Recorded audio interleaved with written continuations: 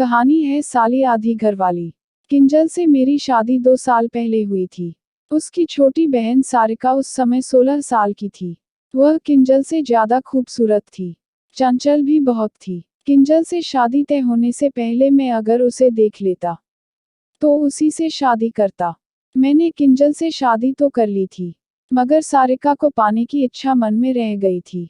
वैसे भी कहावत है कि साली आधी घरवाली होती है।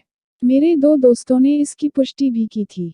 उन्होंने मुझे बताया था कि उनके भी अपनी सालियों से नाजायज रिश्ते हैं। मैंने तय कर लिया था कि कोशिश करूंगा तो मैं भी सारिका को पालूंगा। सारिका ने शादी के दिन मेरी खातिरदारी में कोई कमी नहीं की थी। मेरे साथ वह बराबर बनी रहती थी। वह कभी हंसी मजाक करती थी तो कभी छेड़छाड़। सारिका ने बातों बातों में यह भी कह दिया था, आप इतने हैंडसम हैं कि मैं आप पर फिदा हो गई हूँ। अगर मैं आपको पहले देख लेती तो झटपट आपसे शादी कर लेती। दीदी को पता भी नहीं चलने देती।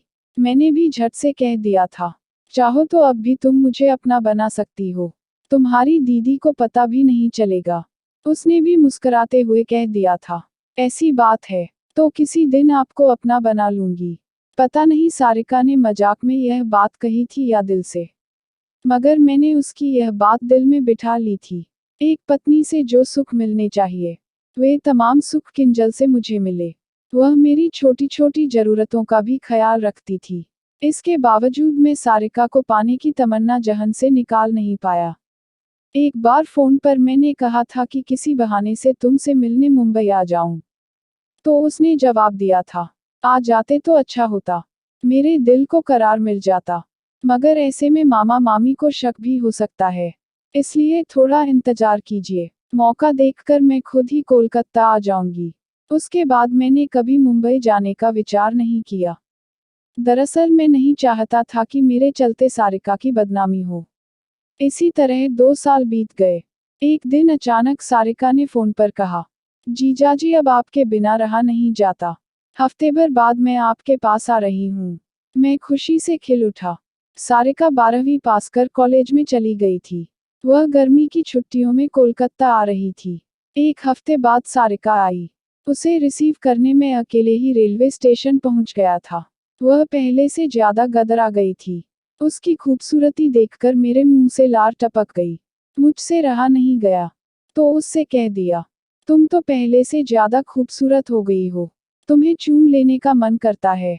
रास्ते पर ही चूमेगे क्या? पहले घर तो पहुंचिए, कहकर सारिका ने मुस्कान बिखेर दी। घर पहुंचने के बाद उससे अकेले में मिलने का मौका नहीं मिला। वह अपनी बहन के साथ चिपक सी गई थी। उस रात मुझे ठीक से नींद नहीं आई। रात भर यही सोचता रहा कि जब सारिका के साथ हम बिस्तरी करूंगा तो वह कितना सुखद पल होगा। रात भर जगे रहने के चलते मेरी आंखें लाल हो गई थी। सुबह बाथरूम से बाहर आया तो सारिका से सामना हो गया। मेरी तरफ देखते हुए उसने कहा, क्या बात है जीजाजी, आपकी आंखें लाल हैं। क्या रात में नींद नहीं आई? नहीं। क्यों? रात भर तुम्हारी याद आती रही। मेरी क्यों? दीदी तो आपके साथ थी। आप मुझसे जो चाहते हैं वह दीदी भी तो दे ही सकती हैं। फिर मेरे लिए क्यों परेशान हैं? देखो सारिका, फालतू की बात मत करो। तुम अच्छी तरह जानती हो कि मैं तुम्हें पाना चाहता हूँ। जब तक तुम्हें पा नहीं लूंगा मुझे चैन नहीं मिलेगा। मैंने सारिका को बाहों में लेना चाहा तो वह बिजली सी तेजी के साथ बाथरूम में चली गई और झट से भीतर से दरवाजा बंद कर लिया। फिर अंदर से वह बोली, मुझे पाने के लिए सही मौका आने दीजिए जीजाजी। मैं खुद अपने आप को आपके हवाले कर दूंगी। 2 दिन बाद किंजल की तबीयत कुछ खराब थी तो उसने खाना बनाने के लिए सारिका को रसोई में भेज दिया। मौका ठीक देखकर मैं रसोई में गया। सारिका खाना बनाने में बिजी थी। उसकी पीठ दरवाजे की तरफ थी। पीछे से एक बारगी मैंने उसे बाहों में भर लिया। पहले तो वह घबराए, मगर मुझे देखते ही सब कुछ समझ गई। वह जोर लगाकर मेरी बाहों से अलग हो गई। फिर बोली, अगर दीदी ने देख लिया होता तो मेरा जीना मुश्किल कर देती। कहीं ऐसा किया जाता है क्या? मुझे पाने के लिए जिस तरह आप बेकरार हैं, मैं भी आपको पाने के लिए उसी तरह बेकरार हूँ। मगर उसके लिए सही मौका चाहिए ना? कुछ सोचते हुए सारिका ने कहा, आप ऐसा कीजिए कि रात में जब दीदी गहरी नींद में सो जाएं, तो मेरे कमरे में आ जाए। दीदी जल्दी से गहरी नींद में सो जाए, इसलिए उनके दूध में नींद की दवा मिला दूंगी। आप जाकर केमिस्ट से नींद की दवा ले आइए। सारिका की बात मुझे जच गई। कुछ देर बाद नींद की दवा लाकर मैंने उसे दे दी। नींद की दवा लेकर सारिका पहले मुस्कुराई, फिर बोली, आप सो मत जाएगा, नहीं तो रात भर जल बिन मछली की तरह मैं तड़पती रह जाऊंगी। कैसी बात करती हो, तुम्हें पाने के लिए मैं खुद तड़प रहा हूँ, फिर सो कैसे जाऊंगा। तुम दरवाजा खोलकर रखना, मैं हर हाल में आऊंगा। रात का भोजन करने के बाद मैं अपने कमरे में जाकर बिस्तर पर लेट गया। किंजल 10 बजे के बाद बिस्तर पर आई और बोली, आज मुझे तंग मत कीजिएगा। ना जाने क्यों नींद से मेरी आंखें बंद होती जा रही हैं। मैं समझ गया कि सारिका ने नींद की दवा वाला दूध उसे पिला दिया है। कुछ देर बाद ही किंजल गहरी नींद में सो गई। थोड़ी देर बाद बिस्तर से उठकर मैं यह जानने के लिए माँ के कमरे में गया कि वे भी सो गई हैं या जगी हुई हैं। माँ भी गहरी नींद में थी। जब मैं सारिका के कमरे में गया, उस समय रात के 11 बज गए थे। सारिका मेरा इंतजार कर रही थी। वह फुसफुसाई, आपने अच्छी तरह देख लिया है न कि दीदी गहरी नींद में सो गई हैं।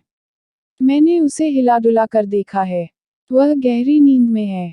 अचानक मुझे कुछ ख्याल आया और मैंने सारिका से कहा, आज हम दोनों के बीच जो कुछ भी होगा, वह तुम भूल से भी दीदी को मत बताना। अगर बता दूंगी तो क्या होगा, पूछकर सारिका मुस्कुरा उठी। तुम बेवकूफ हो क्या, हम बिस्तरी की बात किसी को नहीं बताई जाती। अगर तुम्हारी दीदी को पता चला गया, तो तुम्हारी तो बेइज्जती होगी ही, मुझे भी नहीं छोड़ेगी। वह पूरे मोहल्ले में मुझे बदनाम कर देगी। मैं सिर उठाकर चल नहीं पाऊंगा। मैंने उसे समझाने की कोशिश की।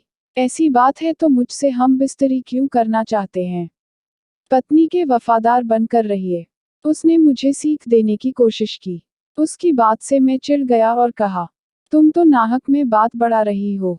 मैं तुम्हें हर हाल में पाना चाहता हूँ और आज पाकर रहूंगा। वैसे भी तुम मेरी साली हो और साली पर जीजा का हक होता ही है। तुम दीदी या किसी और को बताओगी तो बता देना। तुम्हें पाने के लिए मैं बदनामी सह लूंगा। मैंने तो ऐसे ही कहा था। आप नाराज क्यों हो गए?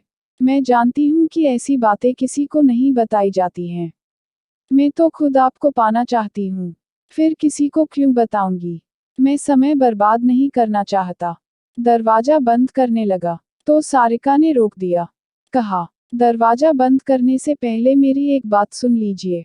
बोलो। बात यह है कि मैं पहली बार आपसे संबंध बनाऊंगी, इसलिए मुझे शर्म आएगी। मैं चाहती हूँ कि हम बिस्तरी के समय कमरे में अंधेरा हो और हम दोनों में से कोई किसी से बात न करे।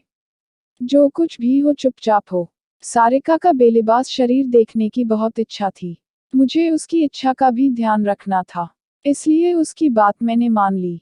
वह खुश होकर बोली, अब आप पलंग पर जाकर बैठिए, मैं बाथरूम होकर तुरंत आती हूँ।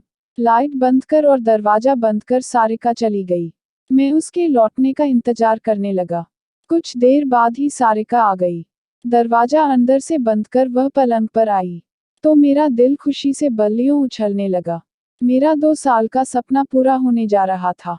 उसे बाहों में भरकर मैंने खूब चूमा। उसके बाद घुप अंधेरा होने के चलते भले ही उसका शरीर नहीं देख पाया, मगर उसे भोगने का मौका तो मिला था। मैंने पूरे जोश के साथ उसके साथ हम बिस्तरी की। मंजिल पर पहुंचते ही मुंह से निकल गया, मजा आ गया सारिका। सारिका कुछ बोली नहीं। कुछ देर बाद बिस्तर से उठकर उसने अपने कपड़े ठीक कर लिए। मैंने भी अपने कपड़े दुरुस्त कर लिए। तो उसने लाइट जला दी।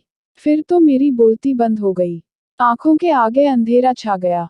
सारिका समझकर अंधेरे में जिसके साथ मैंने हम बिस्तरी की थी, वह सारिका नहीं, बल्कि पत्नी किंजल थी। वह मुस्करा रही थी। उसकी मुस्कान देखकर मैं शर्म से पानी पानी हो गया। मैं कुछ कहता, उससे पहले किंजल बोली, आप तो मुझे प्यार करने का दावा करते थे। कहते थे कि किसी पराये औरत से नाजायज संबंध बनाने से बेहतर मर जाना पसंद करूंगा। फिर यह क्या था? मैं चाह कर भी कुछ बोल नहीं पा रहा था। सिर उठाकर मैं उसे देख भी नहीं पा रहा था। अचानक दरवाजे पर किसी ने हौले से दस्तक दी। किंजल ने दरवाजा खोल दिया। दरवाजे पर सारिका थी। वह झट से अंदर आ गई। फिर मुस्कुराते हुए मुझसे बोली, क्यों जीजाजी, मजा आया? मेरे कुछ कहने से पहले किंजल बोली, तुम्हारे जीजाजी को बहुत मजा आया सारिका। सच जीजाजी। मैं कुछ बोल नहीं पाया, मगर यह समझ गया कि सब सारिका और किंजल की मिलीभगत है। मेरे नजदीक आकर सारिका बोली, आप तो साली को आधी घरवाली समझते थे, फिर आपने शर्म से सिर क्यों झुका लिया? फिर वह मुझे समझाते हुए बोली, देखिए जीजाजी, साली को आधी घरवाली समझकर उसके साथ नाजायज संबंध बनाने की सोच छोड़ दीजिए। पत्नी को इतना प्यार कीजिए कि उसी में आपको हर दिन एक नया शरीर मिलने का एहसास होगा, जैसा कि आज आपने महसूस किया। कुछ देर चुप रहकर सारिका ने कहा, मैंने दीदी के साथ मिलकर आपको जो सबक सिखाया, उसके लिए माफ कर दीजिएगा। दरअसल बात यह थी कि जब मुझे एहसास हो गया कि आप मेरा जिस्म पाना चाहते हैं, तो एक दिन मैंने आपका इरादा दीदी को बताया। दीदी को मेरी बात पर यकीन नहीं हुआ। उन्हें आप पर पूरा यकीन था। उन्होंने मुझसे कहा कि आप मर जाएंगे, मगर किसी पराये औरत से संबंध नहीं बनाएंगे। उसके बाद मैंने दीदी को सबूत देने का फैसला कर लिया। यह बात साबित करने के लिए ही मुझे मुंबई से कोलकाता आना पड़ा। मैं सब कुछ समझ गया था। गलती के लिए पत्नी और साली से माफी मांगनी पड़ी। पत्नी का मैंने विश्वास तोड़ा था, इसलिए वह मुझे माफ नहीं करना चाहती थी, मगर सारिका के समझाने पर माफ कर दिया।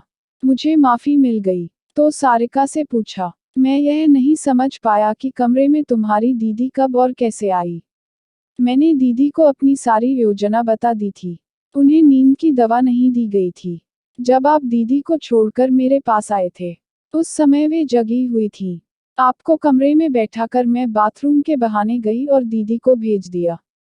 अंधेरा होने के चलते आपको जरा भी शक नहीं हुआ कि साली है या घरवाली। उम्र में सारिका मुझसे छोटी थी, मगर उसने मुझे ऐसा सबक सिखाया कि उसकी चतुराई पर मैं गर्व किए बिना न रह सका। सारिका की सूझबूझ से मैं अपने चरित्र से गिरने से बच गया था। अगर आपको कहानी पसंद आए तो लाइक और शेयर कीजिए और चैनल को सब्सक्राइब करना मत भूलिए।